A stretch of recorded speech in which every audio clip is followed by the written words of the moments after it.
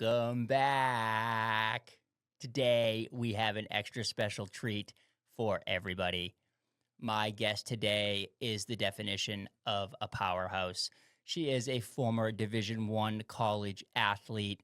She is an entrepreneur, a business owner, owning 4 PT locations right here in the Seacoast. She is a mom. She competes in everything. She is hosting the local Seacoast panels that are coming up here in your community. My guest today, Dr. Natalie Tilton. Hi, Steve. What's up, girl? Nothing much. How are you? I'm awesome. I'm doing awesome. Glad to have you in the seat. Glad to have you here and to be, discussing health and wellness and physical therapy. I love it. I love it. Thanks for having me. Yeah. How's everything going with you? I'm successful. Yeah. I'm just kidding. I love that. it. So I saw that on Instagram recently. A woman, anchor woman, was interviewing an entrepreneur who was like this really high executive woman. She said, "Oh, hey, how are you?" She goes, "I'm successful." I'm like, "I love that. I am using that." That is so good. It is so good. How are you doing? Yep, I'm successful. And guess what? I'm gonna steal it too. Do it. You Giddy know? up. That is awesome. I am just honestly like living. Life is wonderful. Life is amazing. I'm so thankful to where I'm at, how things are going. My family is wonderful.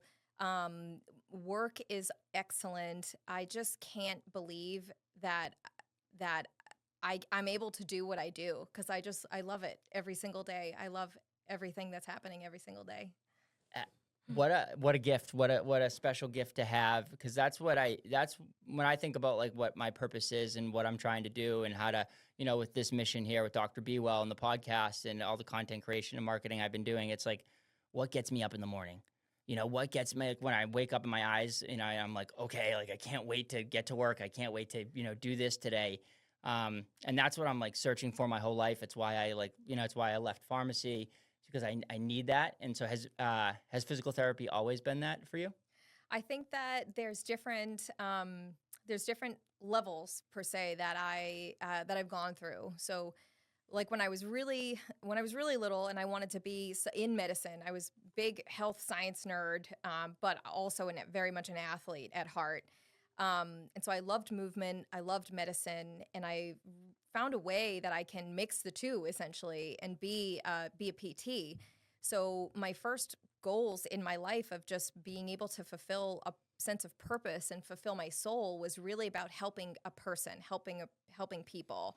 And somebody had phrased it recently where it was like, you want to be the light, the love, and the joy in someone's life, like inspire them to be happy or to have capabilities or to have the ability to do something awesome in their life. And I'm like, yes, that is exactly what I want to do. I want to just help people in so many different ways. So my first part of my career, I was really focused on the treatment aspect of it. I was pretty obsessed with being versatile in my skills. So even just fresh out of school, I wanted to have certifications just under my belt in order to help people. So certified in Graston, certified in the Hesh method, certified in Mulligan techniques, which is like a joint mobilization.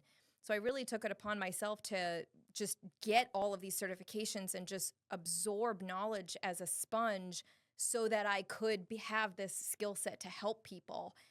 And I don't know what those 3 things are. You don't know what they Those are? certifications. Yeah. Should I know? Should we take time to it's learn? all good. I'll show you later. Okay, cool. Yeah. Okay, giddy up. I love it. Okay, cool. And now, I was, and that's more of a producer role, right? Like you're in it to win it. This is what your passion is, and this is what is excellent. It shows excellence in your skill set and in your caring capabilities.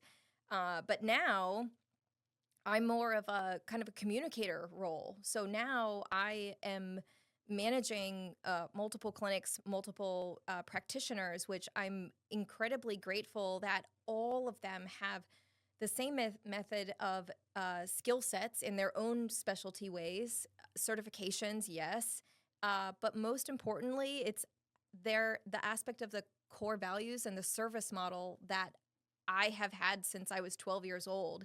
And I think we all have had, right, in health and wellness. You want to help people and you want to do it in such a great way. And I'm so thankful that things are blossoming in that we can do this on a multitude of level on the Seacoast. Yeah, the greatest, this is what I say a lot, the greatest gift that like a human being can give to the world is to realize what their skill set is, what they're good at, and then use that to help other people realize what their passion is, or what their what their giddy up is, or what to help them get through their life, to make their life, to bring them light, love, and joy. Yeah, that's Yes. really cool. That's a nice way to Yes. package it. Yep. I really like that. Now, so you were in a producing role. You were working in like a like a hospital based Hmm. model. Um, yeah, okay, so that's great experience. It's great experience. You're seeing a lot of a lot of patients. You're kind of seeing how the business of it works. How can you just tell me about that experience a little bit more? Yeah, absolutely. So I worked in a large hospital setting for about 8 years, and I mean, it was great. I did mostly the outpatient field, so they had several locations all between Massachusetts and New Hampshire. And I basically traveled to every single one of them. So at one point, I did a little bit of pediatrics. At one point, I did aquatics. So, like, you're in the pool with the patients, you Yeah. know? And What uh, hospital system? it was Northeast Rehab. Northeast Rehab. Yep. Cool. Yeah, Yep. yeah. Yep. Honestly, great place. Like Yeah. great facility, great organization. They do a lot around the area on a multitude of facets. Mm-hmm. Very diverse caseload, which is honestly what really attracted me to work in that type of system, because I wanted to see somebody walk for the first time after being in a wheelchair for X amount of time. Hmm. Perhaps they've had a stroke. And be a Perhaps part of that. Be a part of helping them get back to that. Using the degree, the skill set that you got to actually help the people and get to see it. It's kind of cool. 100%. And I did a pulmonary also for a little while. So this was before COVID. So we worked with people with emphysema, chronic bronchitis, even lung transplants Mm. and whatnot.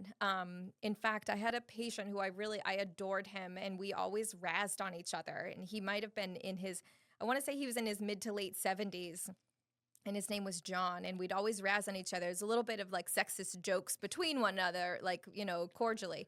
And so I was reading his op report one day, because he'd always be like, "Oh, like, your computer's not working, a woman must have built it," And I'm like, "John, you Yeah. can't talk like that." Yeah. So Can't talk like that anymore, John. but we would banter back and Of forth, like course. give each other razz. Yeah, I love it. And so I'm reading his op report, because he had a lung transplant, and I Mm. said, "John," I just started laughing hysterically. I go, "John, do you know like, who your new set of lungs was from?"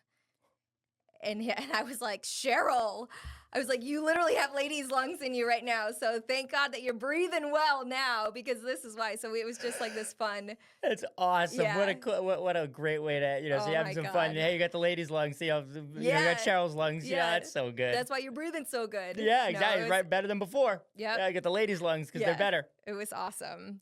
But yeah, my experience there was great overall in the hospital. And I feel like, are there restrictions and regulations and different kind of differences of methods of care at the hospital? Absolutely. You're always going to see that. You're always going to kind of have somebody kind of looking over the aspect of care from a financial perspective, from a productivity perspective, and also just in terms of logistically how people are coming in for their treatment.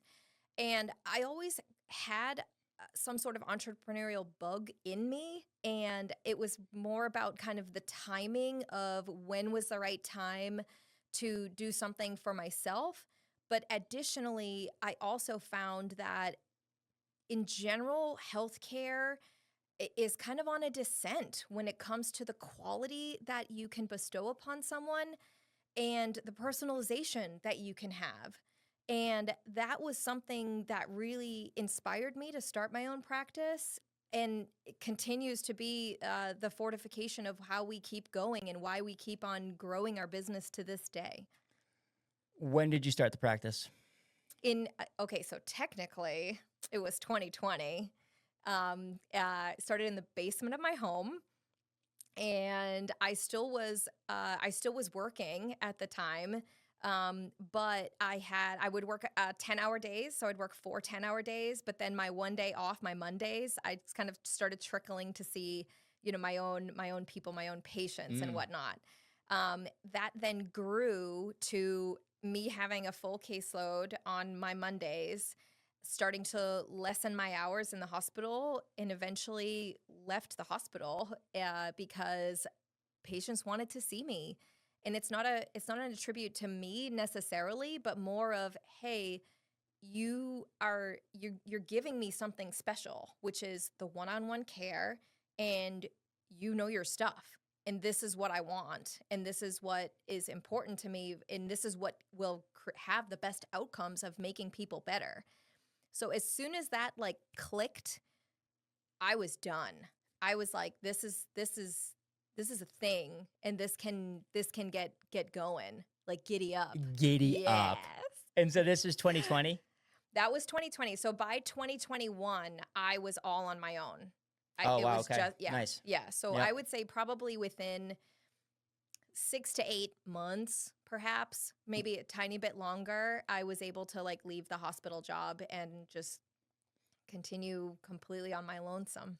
I love it. And what the first Yeah. shop was in Epping. Epping. The Yep. Epping was the first one. Okay. Yep. And so that did you open the how long did it take you to open the second location? About a year. A year. Okay. Yep. So Yep. now this is really interesting because you came from a model of there wasn't one-on-one care in the hospital model when you were So it was a bit overlapping. So mhm. it's almost like you had moments of one-on-one care Yeah. for a specific time. And most of the time, so in my 8 years of being in the hospital, there was at one point maybe about a 1.5 year stint where the quote unquote one-on-one component was 20 minutes. So you had 20 minutes with your patient. That's if they came in early, technically, to kind of see you and be with you. But essentially, you would see 4 to 5 patients within an hour, but the patients would be staying more than 20 minutes. So you'd have this just consistent overlap and flow of your caseload. So at one point, you could turn around and you could see just 4 patients all going around either the gym or on an ice pack or on a bike or on an Easton machine. And maybe you would get your hands on them in terms of any kind of joint mobs or tissue work or anything, but most of the time not. You didn't have time to do that. And I get it. Like, I get that that was the model that the hospital probably had to do to coordinate their finances or even coordinate the census that they needed to see at that time. But at some point, you put your hands in the air and you're like, what is going on? Both from a burnout perspective of a provider, but also, I mean, I'd be quite just mad as a patient if I went in there as a collegiate athlete and I'm trying to get better to get back into the game because we have America East Championships in the next month. And I'm like, I need to get better. And to have only 10 or 20 minutes with a provider, but you are paying for an hour's worth of service, I'd be pissed. Mm. This is and this is where it gets really interesting, right? So like I would be pissed, and that is definitely what happens. And I will say I did get some decent care. The practitioner was incredible. The practitioner Jenna, is an incredible practitioner at the Wentworth Douglas. Their facility there in Marshbrook, and but I still think she's probably a little bit stretched, and they kind of let her do her thing because she shows such good results with the patients that they kind of let her be the cowboy a little bit, where everyone else, I think they're kind of reining in a little more. And but so I want to, because I am going to say some stuff that sounds like I'm talking negatively, and I am a lot of times talking negatively about the insurance-based system because it does, the hospital-based system where it's just getting people in too quickly, and they're not getting that one-on-one care. Because when you get that one-on-one care, when somebody actually will put their hands on your body and they will, tell you how to, this is like really focus on like, this is how you do a Turkish getup. Like this, and we're going to focus on this for 30 minutes, and we're going to do this together for 30 minutes, 40 minutes even, just this one exercise, and really focus on all the parts of it and talk about it and have you do it a ton of times in different ways. And so at some point, many PTs and many people get to your level of like, this is not good. I'm going to start doing this on my own. I start doing it on my own. And then the next step that they take is they say, I am done with insurance entirely, and I'm going to do a non-insurance based model, and I'm going to take cash, and I'm just going to run a cash business, and that's it. And I know a lot of PTs who have successfully transitioned into that model. This is where you're different, Mhm. that you still take insurance and you still are doing one-on-one care. And so I want to know, all about it. Sure. Yeah. Yeah. So I would say, insurance is a gamut. Like it's probably one of the biggest complications that we have in our business, but it's something that is really important to me to have as a means of being able to treat a multitude of people in our community. I don't think that the bulk of our population, even on the Seacoast, which has obviously pretty affluent areas, I don't think the bulk of the people can pay the amount of money that some people are asking at a consistent measure. And that's not saying it in terms of a negative facet, but it's a matter of when I first started the practice, and I've always been a hybrid, but when I first started, I was very much more geared towards cash based. And I found that more Yeah, and when more. you were doing it in your basement. Correct. Right, yeah, Exactly. right, yeah. Right. Right. Uh-huh. Right. Yeah. With my 120-pound Great Dane greeting people at the door, Chumley. Love it, Chumley. Oh yeah, he What a was name. amazing. He was so great. But yeah, I started out that way, and then there would be people calling, asking, do you have this insurance? Do you have that insurance? I'm, apologetically saying no. And I felt like I said to myself, I have a choice.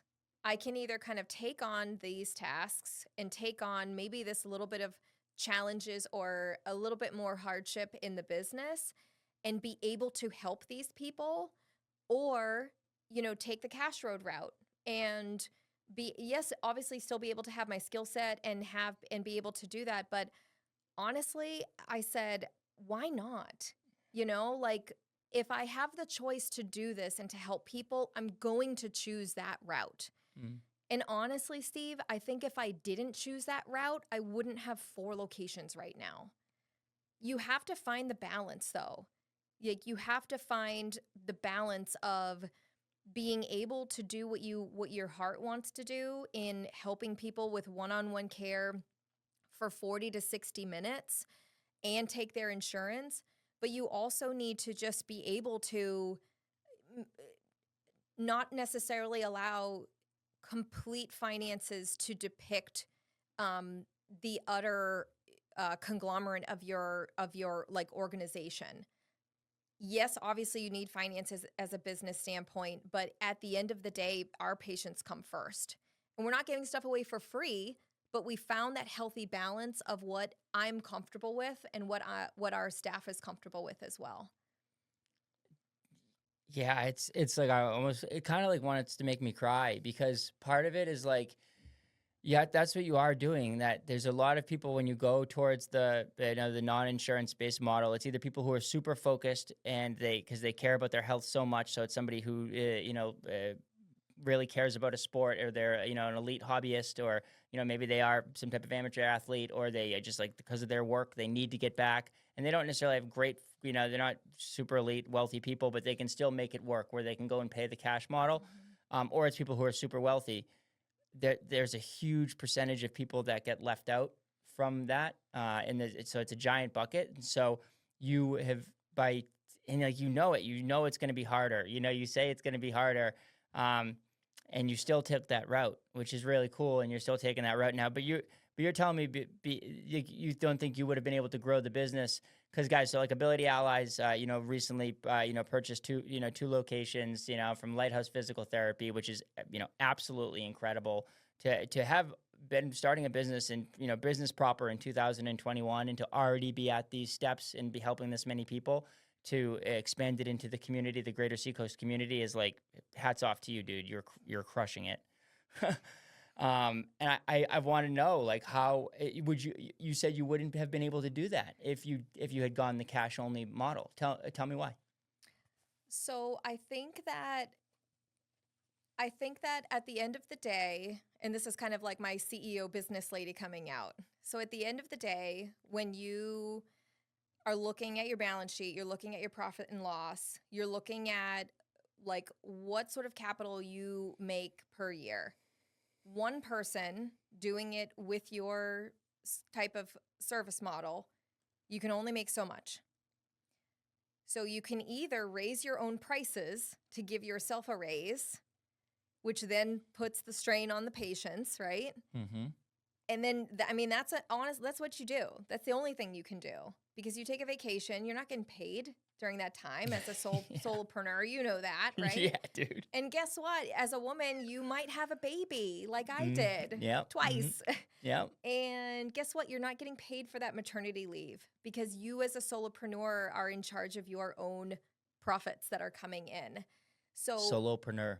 solopreneur. Yeah, I like that. Yeah, I just took a vacation and it's like maybe one day we'll be able to pay Yeah. ourselves on this, but we're not there yet. And every time you take off, it's away from the Correct. business. Yeah. Or you're working during your vacation. Right. And I am like huge default to that. Like there's videos of me online at Disney carrying my 3-month-old in a baby Bjorn wearing one of those avatar like Disney like hats, and I'm literally like talking to a new patient, like onboarding them on the phone Yeah. at Animal Kingdom. My husband's like taking a video of me doing this. And it's like you work. And even then, if I was just a cash-based model, I could burn myself out because knowing me and how much I work and how often I would choose to help someone versus not. Maybe it's a little bit of a default of mine, but it's just in my nature to just, do this and to put myself out there for not only the state of my business, but also for the patients. So in that sense, you grow, you can maximize it, but it stops there. So guess what? You want to go to a dry needling course? Well, where are the funds to do that? You need to have that. You want to hire someone else? Where are the funds to do that? You either need to work 80 hours to try to hire someone else or, what's going to happen with that? So I really looked at the long game of it. I said, not only do I foresee that it does have a little bit of a stoppage in my mind anyways. And don't get me wrong. I mean, there are people out there crushing it with like self-pay Mm-hmm. and they do excellent jobs and that is great. And they are just phenomenal human beings. I chose this other route because I saw kind of the long game of what I wanted to do. I saw a bigger picture for myself than just me in my basement with my dog Chumley. And I also, the root of it all was I wanted to help more people out there in the way that felt right for me to be able to do it. And we found the balance and we did it. We found it. Yeah, like really good on you because it said I'm a guy who says like I've had people in that chair who I've put up and talked and told them the same, and I do agree they are doing a great job. That they're creating a model where people can go and self-pay and do that, and they're getting better care because people in the end of the day are getting better care. My whole issue with that was access and affordability, and some people do have to because of their situation they just do rely on their insurance, and whether I want to burn that whole model down and rebuild it, like that's for another podcast potentially, but to exist in the system that we're presented with right now, it seems like a great solution what you're doing because now, from my understanding, right, you don't. If a patient came in and didn't want to use insurance, they can still do that with you, right? Something that you offer. And yeah. Oh, 100%. what would you say a percentage of your patients do that? 20%. Yeah. Okay, cool. Technically 23. I did the numbers. Yeah. I love technically 23%. 23%. I love it. I love it. My lady knows her numbers. Giddy up. Giddy up. That's why she's growing. Yeah. But yeah, even so numbers and whatnot. So September, October is a ramp up month. And the reason why is because people recognize that their deductibles are met. It's kind of towards the end of the year. They're going to typically reset in January and whatnot. So October is normally a ramp up month when it comes to just in general patient care. And what What I love every October, especially, is patients come in, especially new patients that might not be familiar with our model, and they say they have an experience, and they say, "Oh my God, this is like the best that I've ever had, and my insurance covers it." I'm like, "Yes." So all I got to do is pay a copay. Yes. My deductible is met. Yes. How many visits do I have left? And I'm like, 18, Mr. Smith. And he's like, what else can I get treated? Because I've had all of these other outstanding issues for so long that, like, now I have the one-on-one care. Now I have the expert. And now I have the means of actually, like, my $20 copay. I mean, it's worth, like, what is that worth to you to get your shoulder completely Right. fixed? It feels worth it to me now. Yeah. Yeah. Yeah. That it's like you said. I've been lucky enough within my, and I've been doing a ton of. I go and see different people. Right. Yeah, Like of I came and course. saw you for a little bit. I go Yeah. and see all these different, and so I'm all over the place because of it's what I do, and I'm Yep. experimenting and I'm exploring all of it. But the care that I was getting at Wentworth Douglas, it was because she was able to be hands on with me. She was doing some trigger point, some trigger Yeah. point therapy, and it's like that is so wonderful, and that somebody can put their hands on you and can help you manipulate your body and show you what's going on, and it just makes you feel like I'm cared for. Something's happening here, and then I get to see the changes in my we talk about it the next meeting, and she's caught up on what I was talking about, and so like I think like training your physical therapists and your staff in a way that they are patient centric, and like obviously if you're the leader of the business, that's where it comes from. It's in the name, like the allies, ability allies. I Mhm. think that's wonderful. Like you said, and it really is. Like that's your model. Like we're not trying to exclude anybody. We're trying to be inclusive and trying to be able to help everyone that we can help and give them that one-on-one personalized care. Um, what what has been the most rewarding thing that you've seen so far in opening your own practice? Um, I I love patient journeys. I love seeing somebody come into the office. I mean, we've seen people in tears, just that they're like, I haven't slept in 5 years. I'm remembering this right now. Like, I haven't slept in 5 years. And last night I was able to sleep the whole night without pain. Like stories like that. We've had people who are literally unable to walk, sciatica, um, lumbar radiculopathy, neuropathy, and in one way, shape, or form, we will always try to find a way to achieve the best possible for you. So, people with, for example, neuropathy in their legs, they possibly have some neurological damage, some components of what we call foot drop. So, meaning their foot can't flex properly. They might drag their feet. They can posturally stabilize, meaning they can put weight on their ankle, but they were not necessarily able to take a step forward. We say, okay, let's get an AFO for you, which is a device like put on your ankle. Let's work on weight bearing and being able to approximate through your joints. So we're not going to have you run a marathon, but is important to you to walk from maybe your wheelchair to your kitchen counter? Absolutely. That could be someone's dream to be able to have. And it's like, if we can do that, great. We had a woman the other day, because we have women's health specialists now. We treated women's health a little bit here and there, but we actually have a person who is like level 4 Herman and Wallace certified, which is a pretty awesome and magnificent level of certification.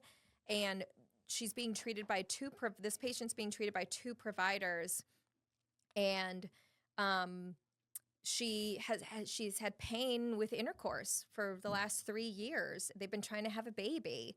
And a few weeks ago, she came in crying and said, I'm pregnant. And it was actually like an enjoyable experience. It wasn't like a painful or a chore or, oh my God, this is just like not like life should be enjoyable. Oh my Life God. should be happy. And you should be able to like enjoy yourself and your partner and like what what more of a miracle can I ask for Uh, of my staff or my company to be able to like gift someone that in their life, right? What an outcome. What an outcome Yeah. right now in the current Hmm. landscape of the world.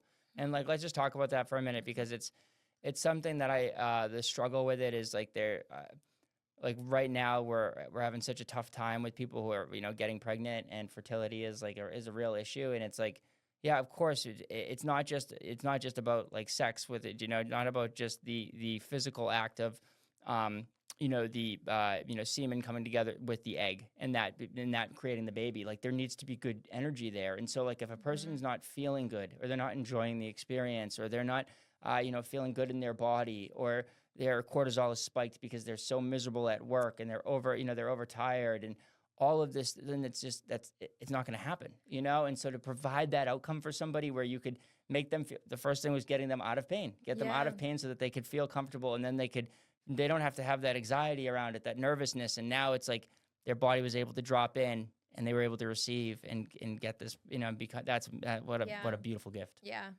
We have this one patient, and I'm like so happy that he's coming back. He was with us for a little while, and then he left. I mean, rightfully so. That's our job. We have people in and out of our lives. They're not supposed to be here with us Right, forever, right? right. So he came in, he had this surgery, and I feel like I wish I had him on the podcast because he's a light in this world. But and he's very like godly driven, Mm. and we don't like talk about religion, but it is funny when he walks into the clinic and he's like he'll say something hilarious, like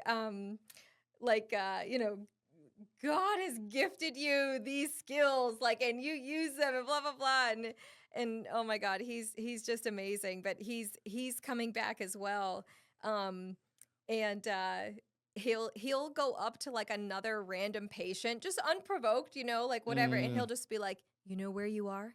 You're in the miracle place. And it's like, Yeah. oh my God. I love these It's guys. just fun. Yeah, it Yeah. is fun. Yeah. Well, it's the thing is like imagine making somebody feel so good in their I body and helping that's them what so much that they're gonna go market for you for free in that way and go tell people yeah. how awesome they feel. Like, Yeah. dude, that's the cool thing about movement and about body work and about physical therapy and about just anything. And it's like why we all know how important strength training is for long-term health, but it can be hard to know where to start. I was in the same spot a year ago. You want to make sure you're doing exercises right, avoiding injury, and getting results. But it's easy to feel lost without a plan. That's when I found On Target Fitness. At On Target, you get a custom strength program, personalized attention in a small group setting, and the nutrition coaching you need for real lasting change. And the year I've been working out there, I've gotten stronger, more mobile, and more confident. My form has improved, and even something as simple as walking feels better. The group energy keeps me motivated, and every workout is fun. On Target just opened a new location in Kingston. Now you've got even more options to experience their amazing approach. If you're ready for lasting change, head to www.ontargetfit.com and schedule your session today. Like pharmacy is fine, but it's not the same. You can help people feel better with medicine, and that can be helpful. But like making somebody feel better through movement and something that they can do on their own and helping them to empower, it's like Yeah. you want to talk about a giddy up, like Yeah. that's the definition of it right Yeah. there. Like, Yeah. you're giving somebody freedom again, the ability to walk to their room again, or the ability to go for a run, or whatever level whatever Mhm. level they're at. How many staff do you have? 27. 27 staff. Yep. Amazing. How many of those are PT? 16. 16. That's amazing. And now where at 4 locations, that's a big boy step, and Yeah. how are you managing your time? I don't sleep. Yeah, So right. Yeah, exactly. I wasn't sleeping before because yeah, I I'm a wasn't mom sleeping to a 7 and before. Yeah. an 8 and a Yep, 3-year-old, but exactly. then I decided to buy 2 more 2 more Yeah. locations. Yeah. Hee hee. Yeah, exactly. Yeah, but I utilize my time hopefully effectively. Most of the time effectively, I feel like. I'm a big planner. Mm-hmm. At one point I had 4 calendars. I had to tone that down a bit. Sounds like my wife, yeah. Yeah. Yeah, you rewrite the calendars and like you do them again, and All yeah. of it. There's Yeah. the family calendar, there's the work calendar, there's the marketing calendar, there's like these special events calendar, All all the that. different color coordinations Oh and like yes. yeah. I love it. But no, I've narrowed it down to now 2 calendars. And It's really about staying organized and I think proficient with your time. There's structure that I like to have, and this is what I did during like athletics as well. With college and whatnot, is you really need a routine. And I feel like I've now come into a healthy balance, or even per se a relationship with myself, to have a good self awareness of when are things starting to go awry or astray. So if things are a little too cumbersome, I know kind of like when to tone it down, when to calm down. And thankfully, I've literally the most wonderful staff Hmm. that can do that. I can be open, honest, and transparent with them and saying, guys, I'm going away for 3 days. Like, don't bug me. If the building's on fire, call the fire department. We treat like 50 of them. I'm sure they'll be here just fine. Yeah. If something obscure happens, like I trust you. You guys can take care of it. Um, and they're great. Yeah, They're very. the empowerment is everything. It's Every everything. entrepreneur should be doing this with their staff and doing it with their business. No, don't be afraid to let it go and let somebody, let other people take the reins. But you communicated that. Hey guys, even if Correct. if there's a fire, that's okay. The fire department will take Yeah. care of that, right? Yeah. Like this is what I want you to do. And the other things, because there are going to be some issues where the reason I'm saying this, because there probably won't be a fire, but there might be something where you're like, oh, I think I need to call Natalie because the system went down and this happened and I don't know how to log this the right way. And it's like, when really you just want to empower them so that they can figure it out on their own. Absolutely. Yeah. And I feel like too the trust that we have like Mm, in each other, yes. that we have each other's backs, in not only in type of like administrative components, but also like with patients as well. People can dish off ideas. Hey, this patient's having a lot of trouble getting dressed in the day. Like, what do you suggest? Oh, this, and that. I had it up on my Instagram recently. I don't cry very often. And I couldn't believe that this like complete, I mean, I can believe this brought me to tears, where one of my employees had a patient was having trouble putting on her own shoes. She had not put on her own shoes in about 5 years because of several disabilities that she had had. And uh, un unprovoked, the my girl Amanda, she's absolutely amazing. PTA, works in Epping. She literally made, like, she went to Home Depot and bought this series of this contraption. She made this contraption that the patient could put her foot on the contraption and take a lever and pull it so that the foot could be properly positioned for her to either tie it and put on her bracing, or even she has zip up shoes, like special zip up shoes.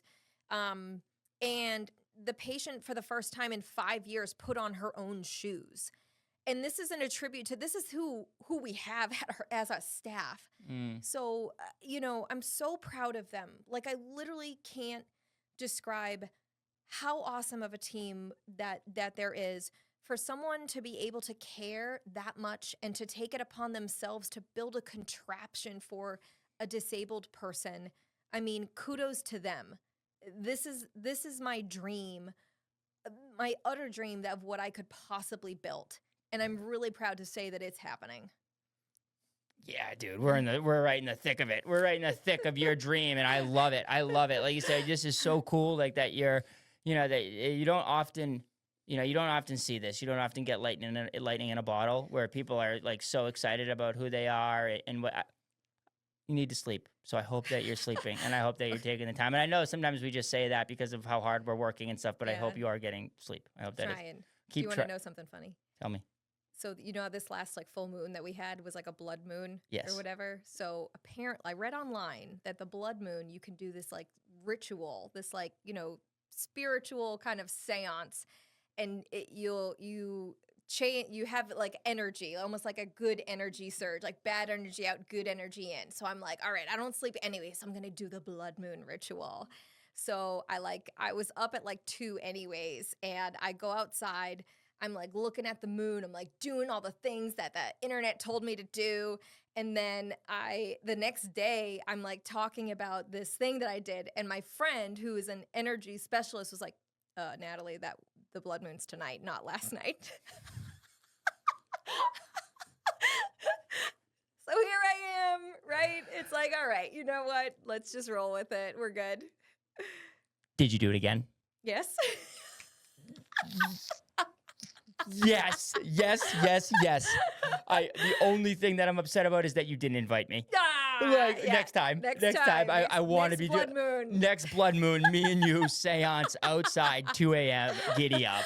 Giddy up. Yeah, girl. I like I said. I hear you saying that I'm the same, right? Like with sleep, it's because my mind's always going, and I'm always wanting to build and do and thousand things on. So shutting it down is a thing that it ebbs and flows. It ebbs and flows for me, and like for some reason, for like the last like 2 weeks, I've been sleeping better, and I feel good. So let's go towards that, and Nice. I want that for everybody because I know when you get a really nice good sleep, and you're like, whoa, that's just gonna refresh me for like the next year here. So yes, get some sleep, and that's amazing. And I love that story. I love the blood moon story. It's so good. It's so good. So good. Um, yes, so the way that you with your staff, the way that you have your staff, and the way that you are organizing that, and I think that I would cry. I would cry if that same situation's happening. And I'm a crier though. You're like my wife. My wife is like, tough to get her to cry. You see her cry and you're like, whoa, something really, it's either like, whoa, oh my God, like something really bad happened, or like, oh man, this is like really, really, really nice. Really nice must have happened here.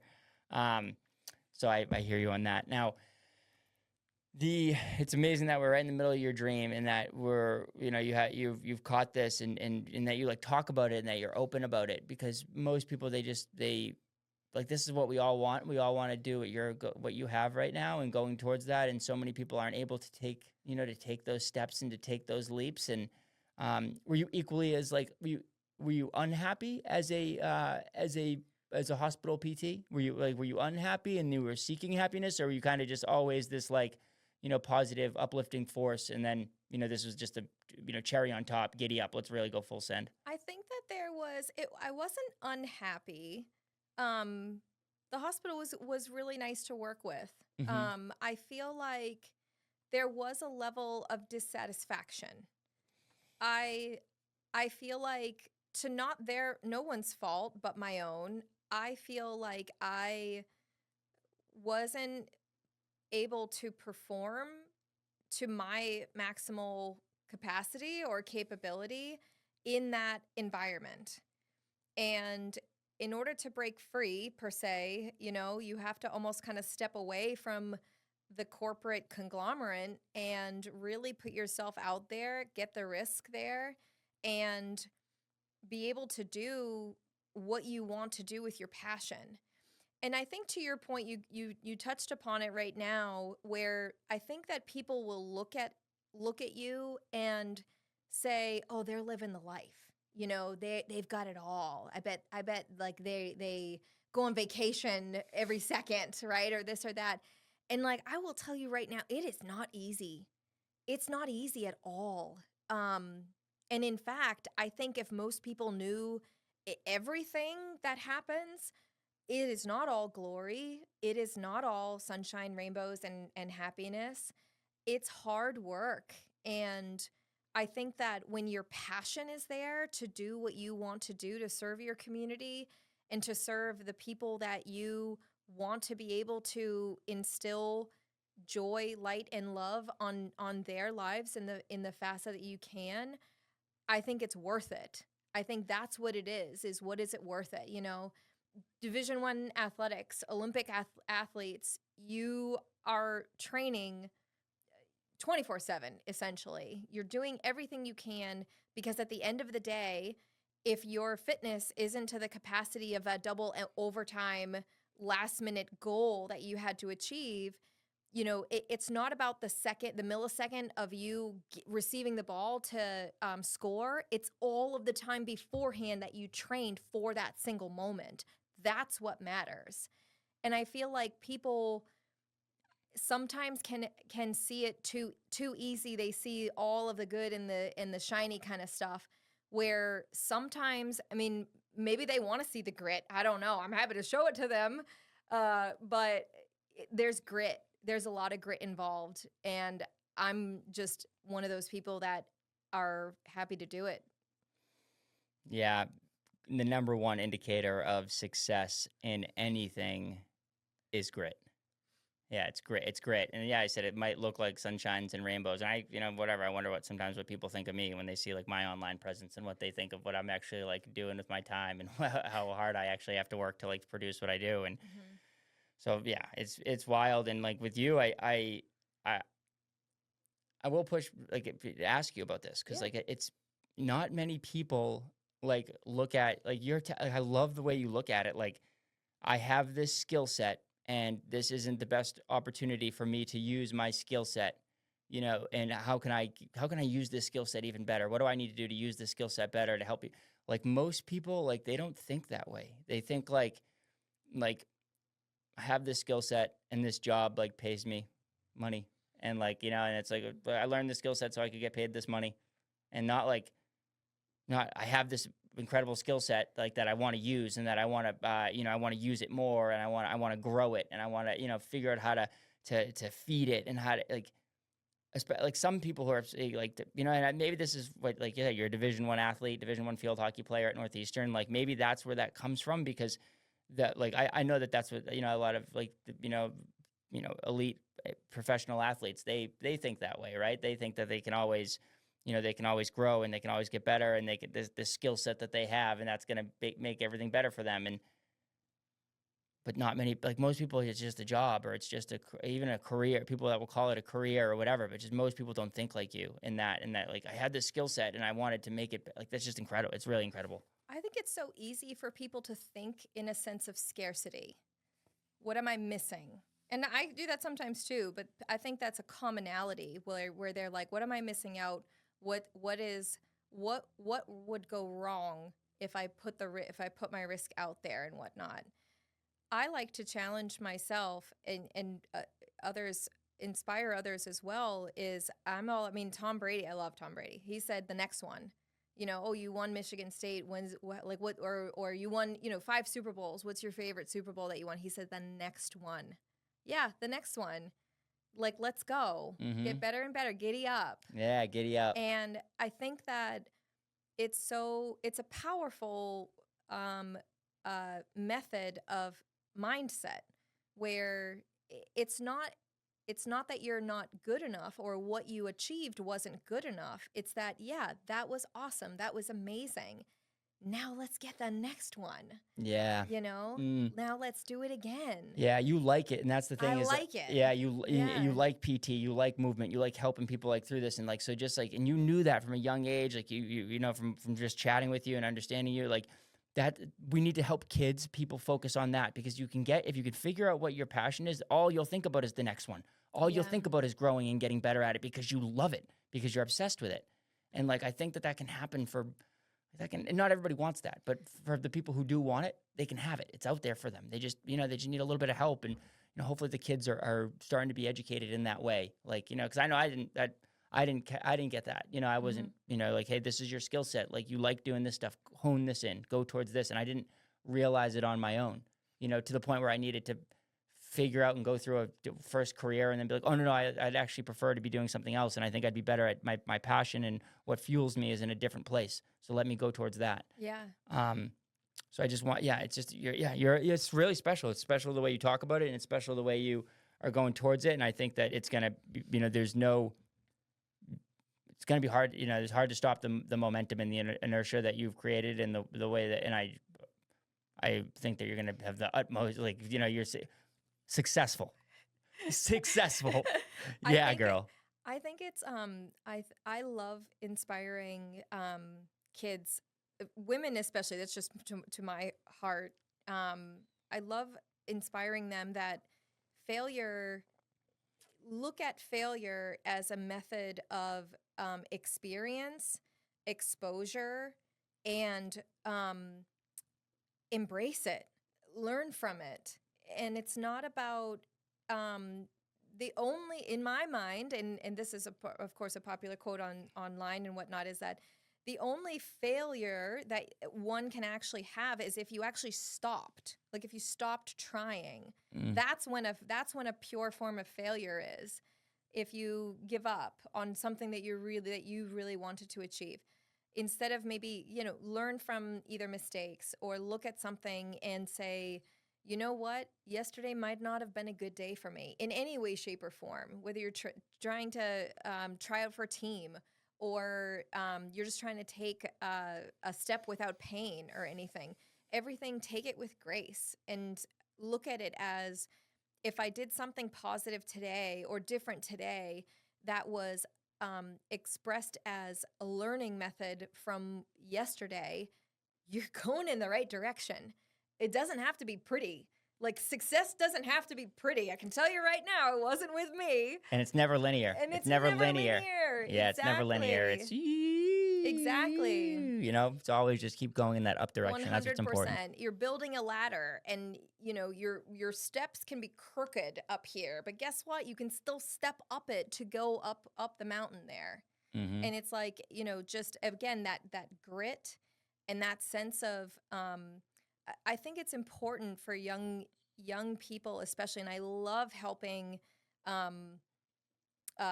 young people who definitely have some sort of a passion and a drive for something. If it's movement, if it's trying to achieve something scholastically, anything like that. It's really cool to see our youth come from a place of motivation, and inspire them to, just continue. Don't give up. Keep going forward. Let me introduce you to Elevate, a premium functional mushroom company focused on supporting your highest potential. They offer a range of powerful supplements crafted from the finest medicinal fungi designed to naturally enhance your well-being. Elevate carries everything from mushroom tinctures, capsules, and teas to their delicious mushroom-infused coffees. All of their products are made with USA-grown mushrooms and contain only wild medicinal mushrooms, no psychoactive compounds. I personally use their Focus Tincture every day and love their chai tea blend. It's my go-to for a calming yet energizing boost. Elevate's products support mental clarity, immunity, and overall vitality. They ship nationwide, so whether you're new to functional mushrooms or already a fan, Elevate has something for you. Check them out at shopelevatemushrooms.com, where you will find a detailed description of each product and experience the difference for yourself.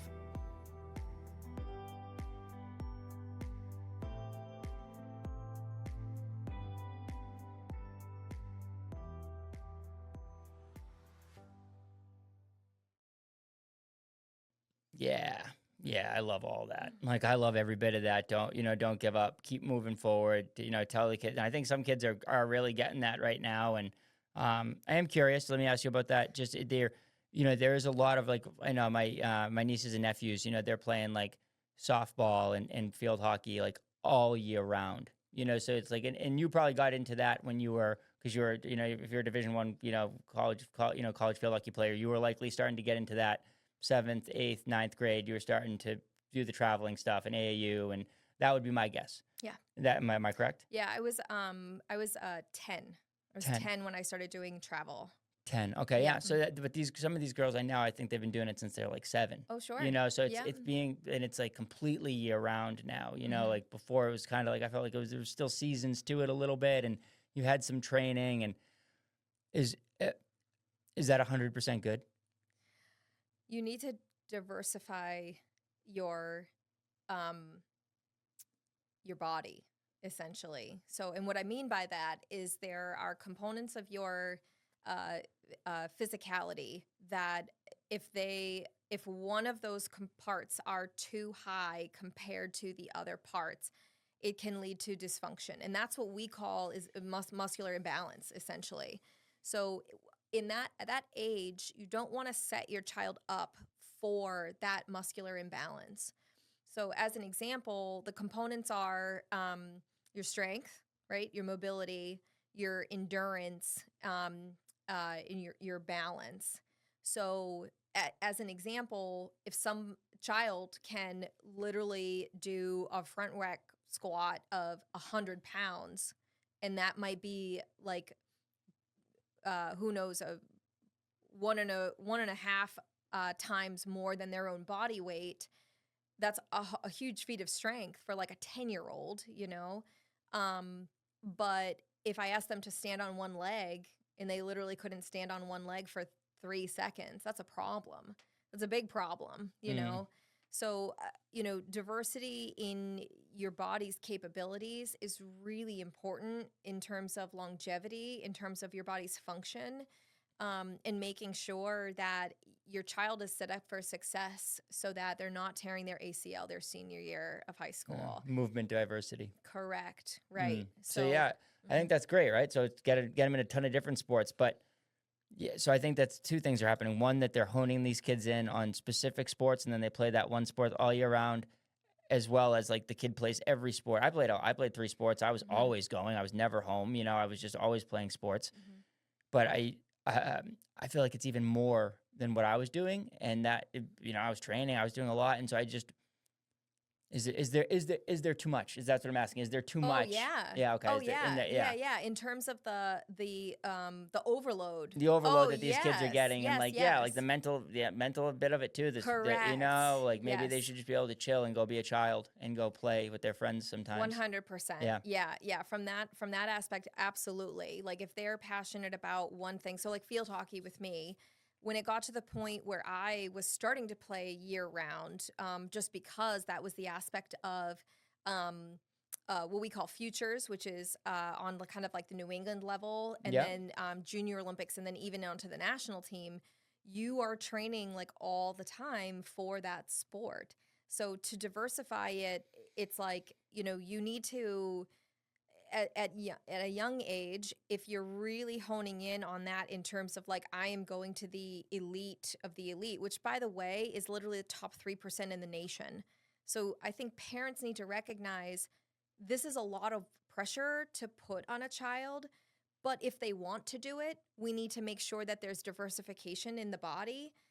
So that if you're noticing that their hips are really tight, yeah, we got to do maybe a yoga class, Mm-hmm. or not go as heavy on like some of your squats or whatnot. Mm-hmm. But there's a balance that needs to happen. But in any regard, yeah, if your child is having like severe meltdowns, emotional irregularity, and you're noticing that, yeah, these stress factors are too much for your kid, you gotta look at that. Make sure we're not putting that much pressure on them, and like you said, Steve, let them be a kid. Absolutely. Yeah, it's gonna be interesting to see as I raise my own kids. Just to go Hmm. through it and see like what, how much I want to push the sports button and because for a while like I was kind of like getting before I had the kids, I was like I probably won't push sports on them as much as it was pushed Hmm. on me. No, it wasn't even really pushed on me, but as much as it was just like prevalent in my family, it was never pushed on me. To be clear, like it was in my family, and so I I was just like, I don't know if it'll be as prevalent, and then but then it's like I start have him and he like loves moving his body and he loves swinging the bat and he loves playing and it's like loves throwing the football and it's like okay, of course we're gonna go that route and we're gonna go he's gonna do what he wants to do and I'll support him in any way giving him the opportunity to if he is the top 3%, then he can maybe and he wants to do that, then we can give that the opportunity. Um, I just feel like there's a lot of kids that are being built up to be something, and there's going to be a lot of letdown. And but maybe they'll be good. Maybe it'll just be like they'll be super giddied up kids who are ready to go and ready to crush life because they've been crushing it since they were 12. Maybe. I don't have the answers, but Yeah. I think that it's going to be interesting to see. I think it's funny. Like when I was younger, if you asked like, I don't know, 16-year-old Natalie, like who she was going to marry, I probably would have said like an NFL, like Patriots player, or like a Bruins, hockey Yeah. player or something like that. My husband has never played a sport in his entire life. We're talking no like pee-wee football, no, not even soccer, not even like 6-year-old rec soccer. And he's amazing. What was Like he doing? he was working. Yeah. He was in his family business. Oh, cool. So he just Yeah. it's okay, So he was cool. stuffing envelopes and mailing out the mail for the family electrical and pump and motor business. Yeah, so that's definitely a And part of it too. Like when you're, yes, when you have the family business like that and everyone's yeah, working and stuff, you just that you get integrated into you're that. in Yep, it. you're in it. Yeah. Yep. And I think what's even more comical is The same. I feel like it wasn't necessarily the athletics that drove me. In fact, like fun Natalie fact, like I loved nerds. Like in college, like that was like my go-to person, which was just whatever it was, what it I was. love it. I love it. So that was the It type. It was- went from the maybe this football guy to be like, oh no, I like these nerds. I I like like these the computer science guys. Yeah, yeah, yeah, giddy yeah. up, yeah. And so and maybe it was like like a just whatever different aspect. But I think what I adore now, and what I had realized when I was like dating my husband, was I loved the tenacity that he has. It's the drive, it's that ambition that any athlete typically presents, but he has it in a different way other than athletics. And his athletics per se is motorsports. Oh, So like cool. you ask him to throw a football, I mean, he could throw it 100 times and maybe not hit the target. But like you asked him to do like some sort of like speed racing, anything to do with like drifting, or parallel park a car in this like tiny spot, he could do it in a split second. Mm. And now my oldest boy can literally take his little Power Wheels and just like do donuts around the driveway and drift around, Genetics. Oh yeah, Yeah. genetics for sure. Yeah. He's like, I'm like on my phone, like answering emails out in the park, out in my driveway, and he's doing his donuts, and he comes up to me, literally drifts and like lands right here on me, like within inches, and I'm not moving because I know he's not going to hit me. And then he looks up, he goes, Mom, do you have any sweet tunes we can play while we do this? I'm like, yeah, dude. And I'm like, hooking Yeah. the music up to his car. Oh, it's so cool. Play a little K-pop right now. Yeah, giddy up. These are gonna be some pretty cool dudes. I'll tell you that.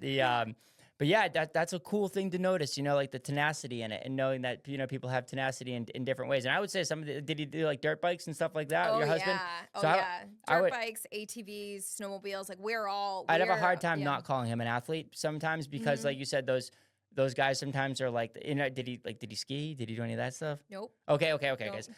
A lot of those guys who do that stuff too, they also ski and they do. And it's like Yeah. they're some of the most athletic people that I've ever seen. A person who can control a dirt bike and has the hip control to be able to control, a big 250, 350. Yee-hee. It's usually a person who's an Yeah. athlete. It's like they have some type of control. Something that's going on the way they can dip their bodies and like. So. Yeah, or even like the I almost want to say fear factor, like if anybody on an ATV would not look at a mogul and say, I'm going to launch like 3 feet, maybe 4 feet up in the air. And he's like, giddy up, Yeah. I love it. I Yeah. love it. That's so good. That's so Yeah. good. Does he, do you guys help each other with business? Do you guys help? Oh, yeah. Yeah. Cool. Yeah, I joke around. I'm like a little fish and he's a big whale. Like he's been doing business since 6 years old. Yeah. In his family, he's third generation. He is the sole owner of his family business, which is a pump and motor business. Okay. And the best way I describe it is like they do the Prudential Center. So like, how does water get up to the 60th floor of the Peru? How does water, sewage, and septic get down each of the floors? And then where does it go? Mhm. That's what he does. That's his whole business. Cool. So Grampy Tilton came from World War II, and he got involved with the business, grew it to I think roughly about 20 people. I hope I'm saying this right. And then my husband's father and his uncle and other family members as well involved grew it to approximately like 40-ish employees. Yeah. My husband had taken it over. It's now at one point had gotten up to about 88 employees, and now he has branches in New Hampshire, Maine, Vermont, Pennsylvania, getting into Maryland and Florida now. So he's a big to-do, and I'm so proud of him. It's a giddy up. And he's really handsome too. Yeah, I'll tell you what. I've seen him. He's handsome. Definitely handsome. You guys got it all going on over there. The Tiltons. But like you said, you can handsome, great looking. Successful, all of it. But it comes from grit. It comes from grit and hard work, and that's such an important thing. And like to teach our kids that. That's what I'm. And it's so cool. It's so cool. Pump and motor. Pump and motor company, and cool to like have. You have your background in PT and in in health and wellness and helping people in that way. And then you have more of mechanical engineer mind, business minded, and so that's just going to be a great little mix for you guys over Physical there. therapists are like engineers for the human body. Mm, It's like the more when yeah. I talk to an engineer and we're talking about like a city planning or like the method of like fluid flow from the Prudential Center, I'm like, I get it. I get it, you know? Yeah. Yeah. So it's like it's just cool. Yeah. Some states, like fun fact in the American Physical Therapy Association news, there are more and more states in the US that are making it so that physical therapists are becoming primary cares. So when you kind of think about it, when how many times have you gone to your primary care saying an injury, a physical injury to your body? So many, right? Mm-hmm. Like, Mm-hmm. maybe the scales are kind of tipped obviously in different people in population and age ranges. But like there are more and more states that are now PTs are becoming primary cares. Yeah, I would say Hmm. 50-50, right? Like 50-50 when you're going in as a kid, when you're going into the doctors. Me, I have a decent sample size. I'm one of five. We were always beating on each other and getting sick, and so decent sample size to draw from. I would say it's 50-50. Like 50% of the time you're going for some type of like physical injury, and then the other 50% of the time is because you have some type of sickness. Yeah, yeah, and So and it's even kind of now cool. It's interesting. your experience with a primary care is, they are your resource for kind of the centrum of your health. Mm-hmm. So if a referral is needed to if you're coming in and your concerns are more like diabetic related, then obviously a referral is needed. That's not our level of expertise. But if you're coming in saying, you know what, my feet, I've had like plantar fasciitis and Achilles tendonitis over and over and over again, it's like, let's fix you. Because Yeah. that's like, we go to school for 6 to 7 years of between graduate and postgraduate schooling, coming out with our clinical doctorate. And it really, our knowledge is based upon the human body, anatomy and physiology, kinetics, um, uh, physics of how levers work, how your muscular system works for you or against you, and how to fix it. Cannabis products are becoming more popular every day.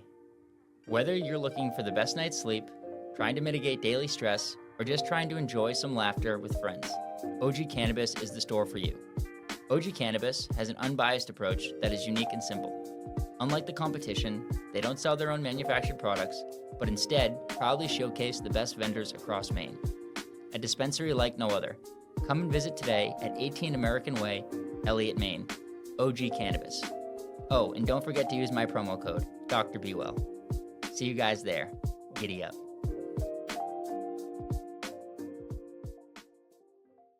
Yeah, and I give you credit, a lot of credit, for playing Division One sports while going through a doctorate level program. The intensity of that must have been something, because I know I went through a doctorate level program without playing a Division One sport, and it was intense. And I was going to go to the University of Buffalo, so I was a mid-tier football player, right? Like I had offers to play at like some good Division Two schools, like Bentley, Bryant. Bryant was going Division One AA, so it's Yeah, like so there's some interest, right? I was got it. interest. They thought they could put some weight on me and make something of me, and so. But the biggest offer that I got was from the University of Buffalo, which is Division One college. Yeah. And the thing is I wanted to do pharmacy. That was the thing, right? Like, so if I was gonna do pharmacy or business, and if I was gonna go to Bentley or Bryant, I was gonna do the business thing. But with University of Buffalo, they were gonna let me play football and do the PharmD program there, and they weren't gonna, I said it was like a preferred, I was recruited. I wasn't going to get a ton of money to go play there. I wasn't like necessarily going to be a scholarship Division One athlete, but I was, they wanted to see what they could do, redshirt me. But so I had the opportunity, and I didn't do it because my brother was in pharmacy school, and I thought like, hey, I'm not gonna go to the NFL. Like that's not happening for me, And I didn't. I thought like, oh, I should just focus on school at this point. That's what I should focus on. And I think my decision was my decision, and it led me to all this, and I'm very happy in my life now. But whenever I see somebody who's done that, has gone through a doctorate level program while also playing Division One athlete, I'm just like, I'm in awe of them, because I just remember the challenge of my curriculum, as well as like all the people who, when I was telling them that I was considering doing that, they were like, "Whoa, it's going to be really hard. It's going to be really hard." So kudos to you. Thank you. It was really hard. They were right. I think one of my like most blatant memories, we were flying to Stanford, and the whole team, the field hockey team, and everyone was listening to, whatever was popular back then, Nelly or, Tupac, whatever, Yeah. Biggie, all that kind of like fun stuff. And Well, when were you in college? I was 2002. 2002 is when you started? Yeah, and I graduated in 2008. 8, 9. 8, 9. Yeah. Okay. Northeastern has like the whole co-op program. And Yeah, like, you're all right. of the clinical. So you stuff like you that. would, yeah. So it would have been, you might have got, you got some Nelly in there, maybe a little bit of, some Tupac and Biggie in the beginning. Yeah. So you weren't wrong. Yeah. And so we're on the plane, and I have my headphones in, and my teammate asked me, "What are you listening to?" And I couldn't hear her at first, so I'm like pulling one out. She's like, "What are you listening to?" And I go, "Cardiac arrhythmias." So this was even like before, or I should say around the time of like, remember those little mini iPods? Mm-hmm. Like the nanopod or yeah, whatever? the iPod Nano. Yes. And I remember it was so, like, even they had other things that weren't even those little pods. Like, my family, we weren't like into Apple, that was like pretty expensive for us too, of course. So I had whatever the knockoff was of right. like the downloadable songs, And I remember being so paranoid because we were leaving like Thursday night. We were flying out, and we weren't flying back until like late Sunday. And I had a cardiopulmonary exam on that Monday, and I was paranoid. How would I listen to the sounds? There's no internet, like that. You don't have a cell phone that you're just like looking up these tunes with or whatever. Yeah. And I thankfully was able to basically download the all of the sounds that were applicable for your practical exam from my professor and put it on my little thing. So I didn't even have any music to listen to. It was all that filled up my little nanopod. Right, the non nanopod. Yeah, the non-nanopod had filled up. They only had like, 12 songs or something on it. And I remember that's what I had to do. Like I had to like listen to all of the cardiopulmonary kind of stuff as I'm going to Stanford. We beat them, by the way, so that was fun. We beat them. Giddy up. F you, Stanford. You suck. Yeah, this side we're better over here. Yeah, dude. I like that is just so like there was so many times where I would like be going to do something like ridiculous, and I'd be like listening to like a pharmacokinetics lecture or like listening to a pharmacology lecture, and it's like. You gotta do what you gotta do. You gotta do what you gotta do. Yeah. It was a lot of fun. I just give you kudos for being able to. So you didn't party much, probably not much partying. I did not have a normal childhood. Yeah. Like I think I didn't have like a normal childhood, but then additionally, like no, I did not party. I joke around. I drink more wine now than I like ever have in my whole life. Okay. Like you just don't. It wasn't any part of like what I did. It was more important to me to be successful in terms of like my goals of like, Northeastern, we won 3 America East championships in the time frame that I was there. So like that's what my eyes were on. My eyes were on like, let's win this. We've got work to do.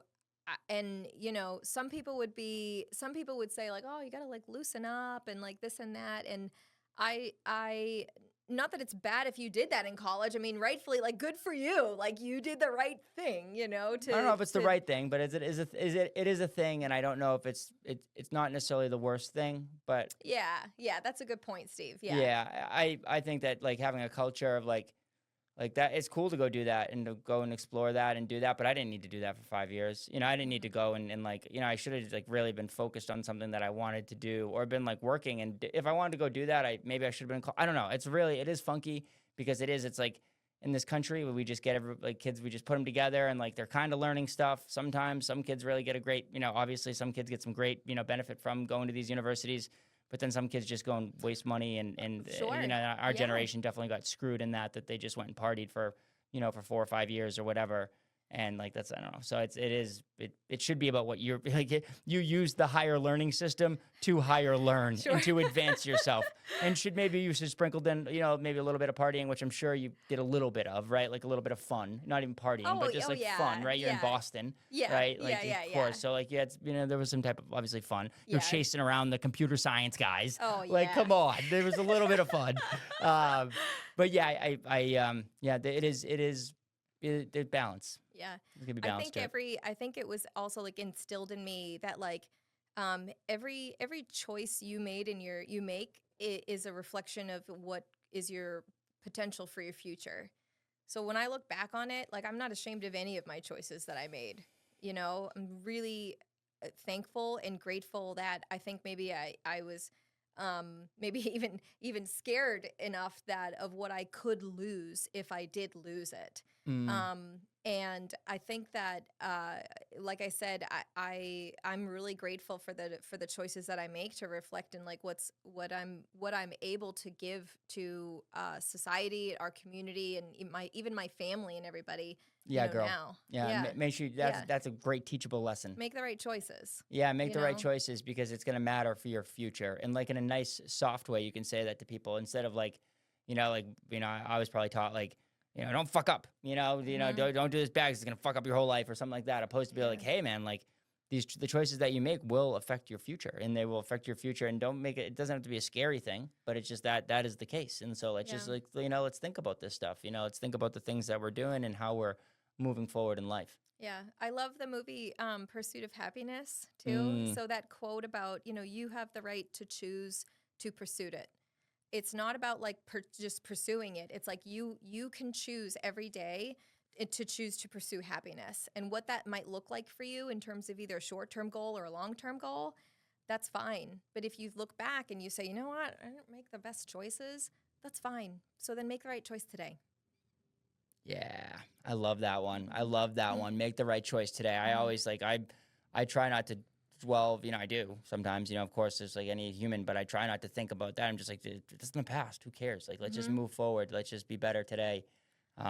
Society doesn't always let you live that way. And, it can be challenging, but it's great. It's great advice and it's great mindset to go off of.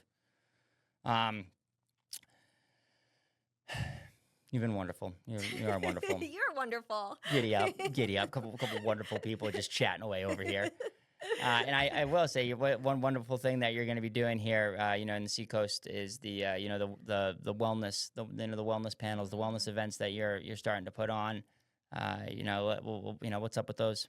Yeah, so I am a huge proponent of just wellness and community kind of initiatives. One of my goals this year especially was to how can we make again level up, right? Like the next one. We've created some community programs that we are really proud of. One of them is a balance and fall prevention program for the town of Stratham, but then also we've expanded upon other towns of doing that sort of program. So that was kind of our little baby of community program. And now this is going to be our first time doing what we call the Seacoast Wellness Panel. And the idea came from the thought of, how wonderful is it that you have an opportunity to meet and greet local either wellness professionals or business owners of wellness type of practices. Engage with them, chat with them, what's their energy, what's their vibe like, and really, get that opportunity to start building a relationship or start even building trust. How many times have you gone to a doctor's office? Oh, this is a new provider, and you're just saying something new or whatever. So I wanted to create an opportunity for people to engage with the local professionals in the wellness field, but also have the professionals be able to bestow any sort of knowledge and empower people. So each of our wellness panels have a theme to it. They have usually about 5 people on the panel that are all in the wellness field of some sort of degree.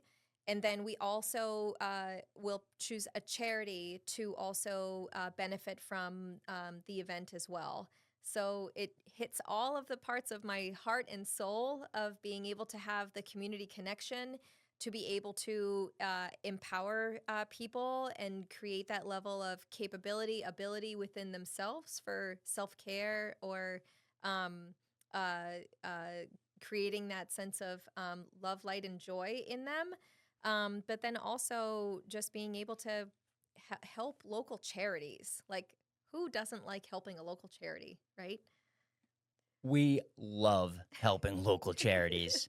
And I saw the Annie's Angels. Is that Yes, yeah? Annie's Annie's Angels is Angels the is this first one. one. Yep. Yeah, that you chose. We love Annie's. We've had Yep. Bill DeJow. He's the founder Yep. there. We've had him on the podcast. He's great. Support Annie's Angels guys for sure. That's one. That's great. It's great. I can't wait to put all my support behind you in it, and to help you with it. I'll help co-run the events, whatever you need for that from me. I'm there for it, because that vision is wonderful. I love it. Yeah, I can't wait to have you involved in any sort of way. I'm sure you'll be on the panel or emceeing or anything like that. But yeah, I'm looking forward to working together. Yeah, it's gonna be great. It's gonna be awesome. Will they be monthly? I would say not monthly, but possibly every other month, or even quarterly or whatnot. Quarterly, We'll quarterly, see. yeah, quarterly. That's Yeah. kind of cool. It's kind of Yeah. a quarterly wellness panel. I think that's Yeah. probably pretty good. Doesn't oversaturate. Kind of, I saw it was 2 hours. Maybe if it's Mm-hmm. quarterly, maybe it's like 3 hours. I say, Sure. maybe extend it a little bit. Just to have like you do 2 hours of the panel, but then you also allow time for like the meet and greet, Yep. the hanging out and the talking and the Yep. the back and forth. I think, because I'm always with that. Whenever events that I'm doing, wellness events that I'm doing, between 2 and 3 hours, it's always like, Sure. is 3 hours too long? Is 2 hours too short? What's the right number Yeah. here? What's the right number? Yeah. So it Yeah. Well, is. this is our first one. So in next week is our first one, but that would be September 11th. But yeah, I want to, it's well organized, and the panel is going to be great.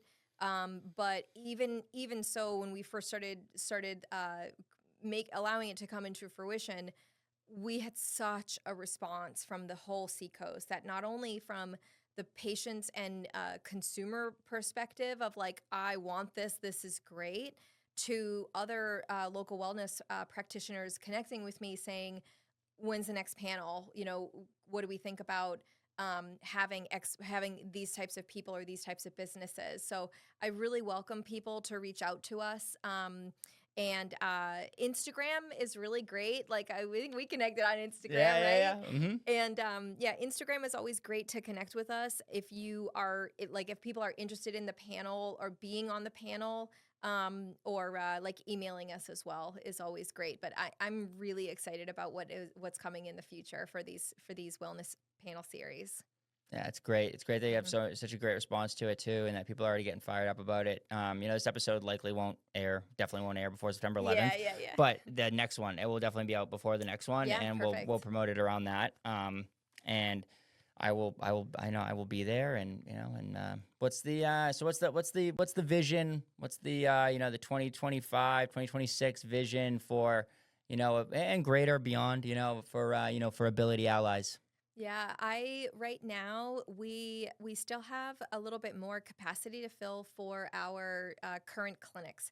So meaning, usually what we like to do is have one room per one provider, Mm-hmm. and we can probably fit in about maybe one more provider in each of our spaces. So I want to hire 4 more people in the year of 2026 to fulfill all of the clinics. And then the director that is in our clinic, her name's Dr. Julia Miller, literally phenomenal practitioner, excellent person. She is my number 2. I probably will put her in my will. We are like that close. We work so closely together.